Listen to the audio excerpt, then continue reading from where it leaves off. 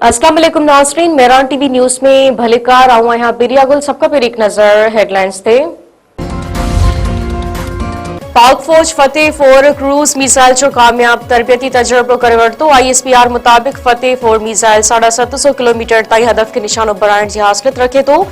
जदीद एविनेक्स ऐं navigational system सां लैस मिसाइल दुश्मन जे दिफ़ाई निज़ाम खे चमको ॾेई सघे थो।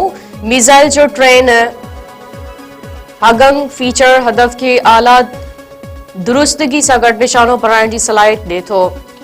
सदर आसिफ अली ज़रदारी वज़ीर आज़म शहबाज शरीफ तरफ़ां पाक फौज साइंसदाननि इंजीनियर्स ऐं पाकिस्तानी कौम के फतेह 4 क्रूज़ मिसाइल जे कामयाब तजर्बे ते मुबारकबाद।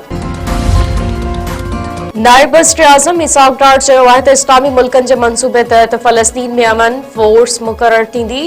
इंडोनेशिया 20,000 अमन फौजी फ़लस्तीन मोकिलण जी आछ कई आहे। उमीद त पाकिस्तानी क़यादत बि फौज मोकिलण बाबति जल्द फ़ैसिलो कंदी। नायब वज़ीर आज़म इसहाक़ डार चयो आहे त फ़लस्तीन में फ़लस्तीननि जी ही टेक्नोक्रेट हुकूमत हूंदी। फ़लस्तीन जी हुकूमत में रुगो निगरानी लाइ कुछ आलमी माहिर शामिल हूंदा।